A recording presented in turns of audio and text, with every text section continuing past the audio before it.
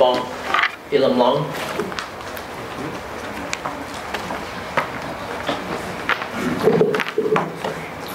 Aloha, Chair Ayla, Mr. Arguchi, and Mr. Ikeda. My name is Keiko Bonk, and I'm here tonight representing myself, and I've also started a new organization called Pono that is in the formation at this time.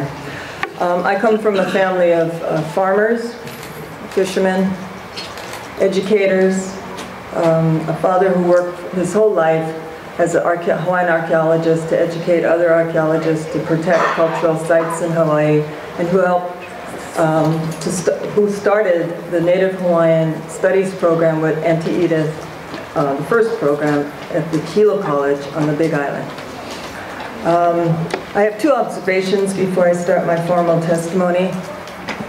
First of all, there's only one member of the PLDC here tonight. What happened to the 4 other PLDC members? If this organization is so serious about taking on the people's responsibilities, they should have showed up. And only DLNR Chair Ayla is here tonight, and the staff members, Mr. Horiguchi and his assistant.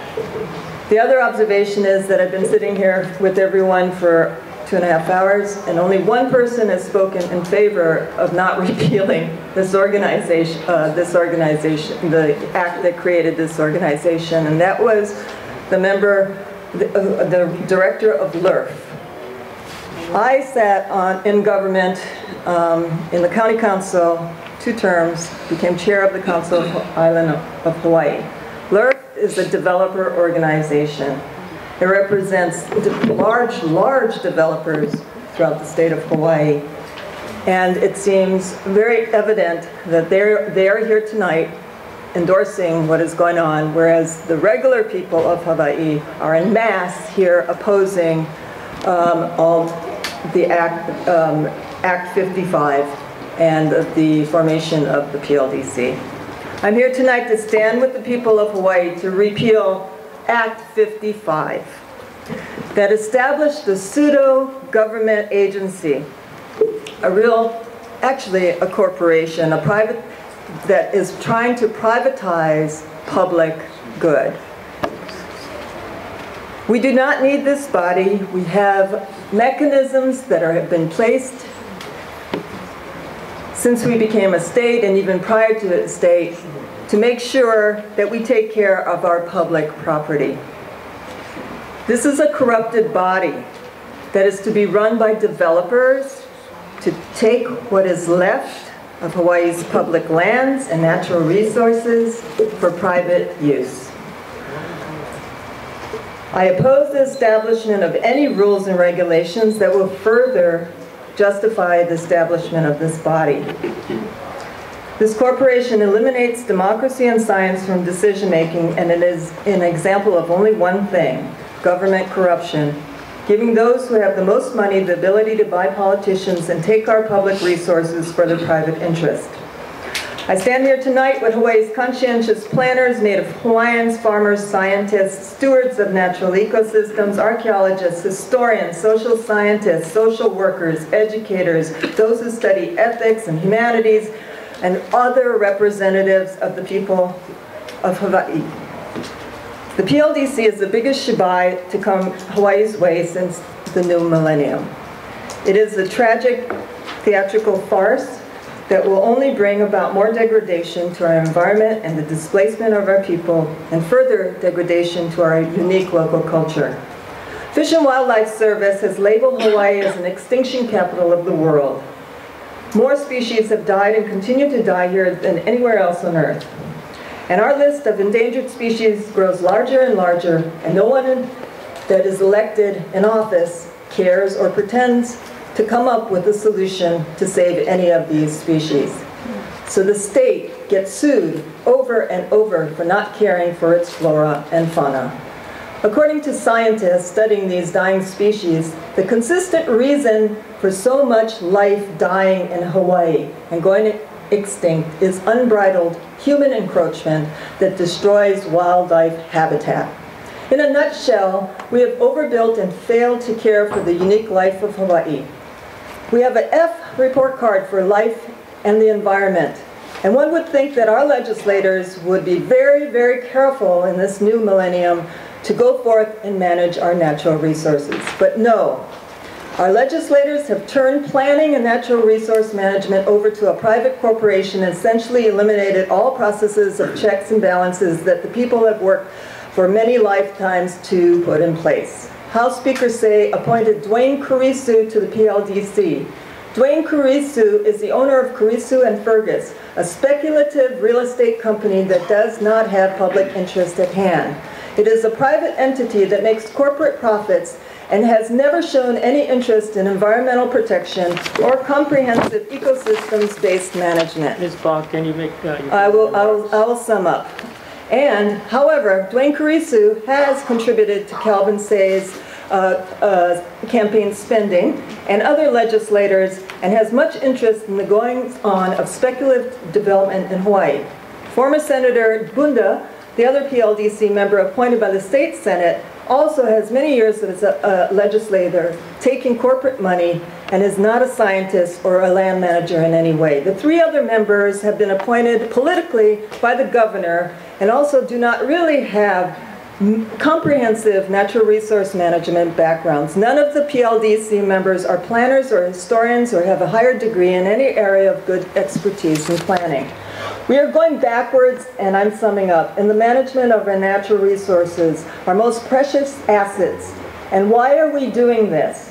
Why was this corporation formed when we have checks and balances in place for land development and natural resource management? Well, as an educated guess, for someone who has been involved in planning issues my whole life, both in and out of government and policy development, both in and out of government, the only logical explanation is favors for political reasons. And I have seen this pattern of giving money to campaigns for favors in government. I'm summing it up. Well, you've been summing up for a while. There are other people that would like to testify, so please. Okay, my closing is that this is the only reason this PLDC exists. It's to pay off now for campaign contributions to our politicians in Hawaii. Thank you very much.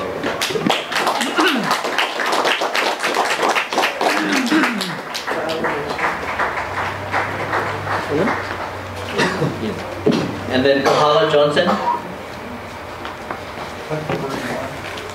Aloha mai kākou.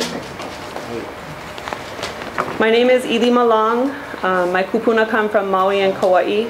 I'm a graduate student at UH Manoa, and I live in Makiki, and I have a 2-year-old daughter, and I am Kanaka Maoli. The PLDC is the systematic erosion of the protection of Hawaiian national lands. I'm here to state my opposition to the Public Lands Development Corporation.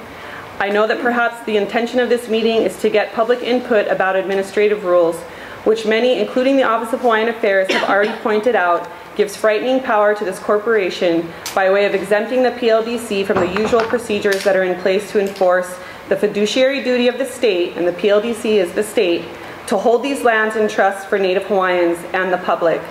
They've also pointed out how the legislation provides for exemptions from a huge array of other standard development processes and procedures that allow the public time to speak in opposition to projects they feel will have a negative impact on their community.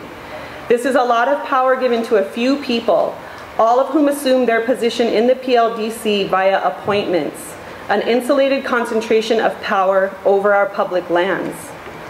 But the power that the PLDC has and desires to bypass process, procedures, and regulations that are standard for development projects is for this Hawaiian woman beside the point.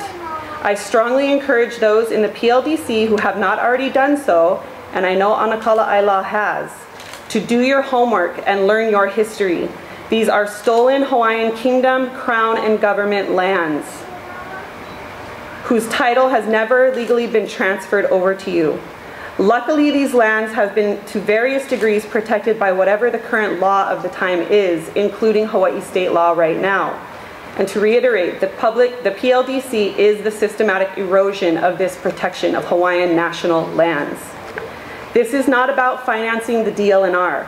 If you want money for the DLNR, start charging the damn telescopes that are on top of Mauna Kea that are ruining and destroying the physical and spiritual environment on that mountaintop. This is about good old-fashioned capital interest in protected Hawaiian lands. This is nothing but the newest attempt to break down the protective barriers and cash in on these Hawaiian Kingdom Crown and government lands. If you are interested in utilizing so-called public lands for the good of the public, support people in communities who are already working so hard on Hawaiian-centered land management projects that aim to ease the health and financial burdens that this overdeveloped capitalist playground called the state of Hawaii has burdened our people with. Look at things like Ka'ala Farms, Ma'o Farms, the Ho'olu'aina project in KKV, who the DLNR has a positive relationship with, Paipaio He'eia. There's lots of Hawaiian land management programs that are happening right now that are truly to benefit the public. I urge the PLDC to understand that these are Hawaiian national lands and that there is a strong consciousness all throughout Hawaii amongst Hawaiians and non-Hawaiians alike that you can expect to have to confront every step of the way with any efforts to develop our lands. I urge William Ailas to please take leadership on this issue. Please show strong Hawaiian leadership. And if you're not going to oppose the PLDC altogether, please fight to protect our lands from any sort of capital development that is going to take away our ability to access these in positive ways in the future. And I urge the public who within sits all consciousness that has ever moved to keep corporate and state abuses of power in check in Hawaii, to oppose the PLDC altogether and unite to repeal Act 55. Mahalo.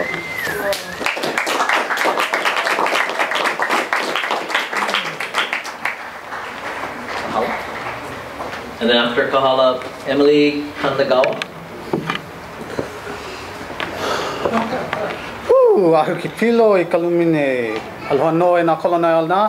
My name is Kahala Johnson. I'm a student at UH Manoa, and I urge for the abolishment of the Public Land Development Corporation and repeal of Act 55. The unfettered authority claimed by the PLDC under Act 55 reveals unequivocally the extent of governmental dereliction of duty and predatory corporate interests in these islands. While the DLNR Deputy Director Guy Kulukukui cites a lack of funding as a preliminary cause of failure to meet mission standards protecting cultural and environmental resources, I argue that a systematic prioritization of exorbitant land development projects like rail, coupled with conscious disregards towards Aina, effectively relegates these efforts to the bottom of the budget alongside education, food sovereignty, and of course, Kanaka Maoli. If there are any disputes, a peruse of Act 55 will dispel them. In describing the nature of proposed infrastructure to be built by the PLDC, it states that lands will be developed into recreational and leisure centers where the public can congregate and where visitors can go as part of their holiday experience. Continuing upon this reasoning, permissible uses of public land pursuant to this chapter shall include, but not be limited to, office space, vehicular parking, commercial use, hotel, residential, and timeshare uses, fueling facilities, storage and repair facilities, and seawater air conditioning plants. How these things are environmentally or culturally sensitive is beyond my understanding. Not ironically, the driving impetus behind the PLDC dovetails neatly with the transnational corporate agendas presented at APEC last year. In summary, I once again admonish the abolishment of the Public Land Development Corporation and the repeal of Act 55. Solution to the DLNR fiscal and managerial failures does not lie in contradictory commercial development of Aina for cash revenue, but a shift in political and economic priorities enshrining the very principles of environmental and cultural resource protection the DLNR espouses as its paramount agenda. Most importantly, prior to any further discussion on the use of these lands, the issue of an independent Hawaii decided by Kanaka Maoli and Hawaiian nationals must first be resolved. Ea kaleo na kua, na kinikini, na lehu lehu. The voice of the people is the voice of a kua.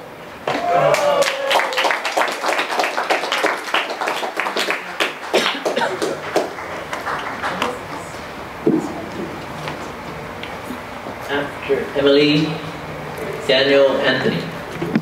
Aloha mai. I'm testifying as an individual.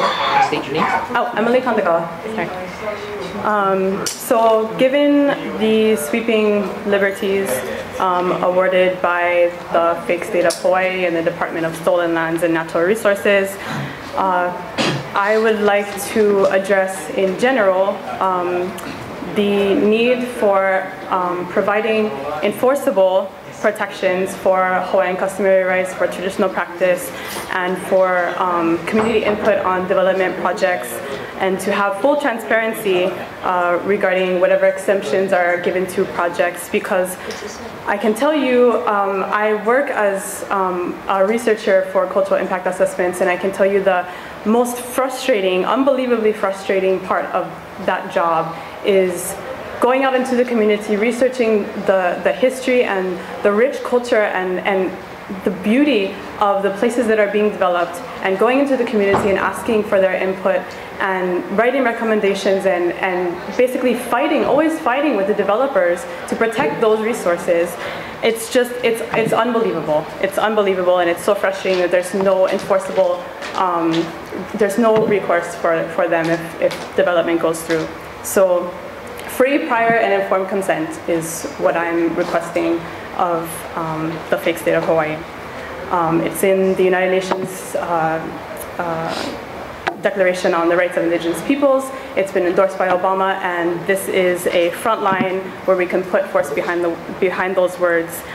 This is all part of the larger agenda behind policies and agreements like the Trans-Pacific Partnership, APEC, all the rest of it, all the free trade agreements. So I really see this as part of that larger scheme. And we all know what happens when corporations, corporate bodies, private governments, whatever, take control of public resources. There's no accountability. The legal recourse is made so difficult and so expensive for common people, and it's completely orchestrated. So the PLDC's plan to, quote, develop public lands into suitable recreational and leisure centers, I mean, what, is that all we have left? Is that the only option, the only choice that we have?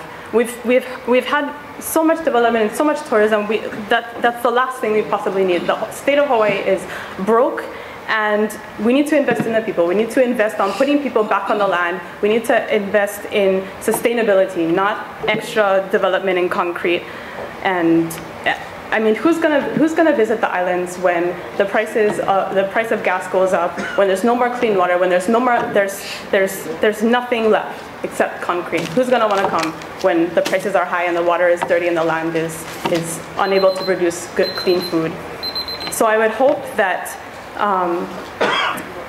you know, after the last 500 years of colonialism against the people in America, the 400 years of slavery, the illegal overthrow, neocolonialism, Americanism, corporatism, all this genocide against our people of the world, that if you are educated in this history and this political and historical context within which you operate and make policy, I would hope that you understand the nature of what you're doing here within that foundational historical context.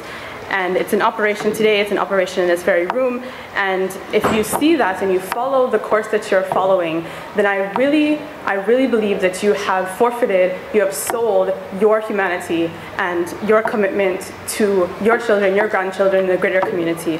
So I would like to ask a rhetorical question. I mean, your money and your hotels and whatever development that you're proposing, it's not going to save you when there's no more, we can't grow clean food, healthy food. It's not going to save you when we have no more water. It's not going to save you when the tourists stop coming. So I would ask you to please consider that, consider our future.